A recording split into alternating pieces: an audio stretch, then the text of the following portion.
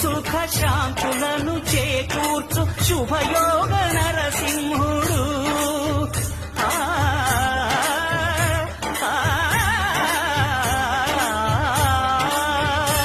సుఖ శాంతులను చేకూర్చు శుభయోగ నరసింహుడు.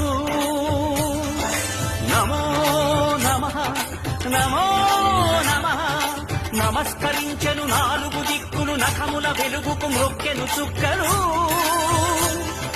గోపుర రూపము దాల్చినది ఆ దివ్య సుదర్శన చక్రము, మంగళ హారతులిచ్చినది మహాకాల చక్రము.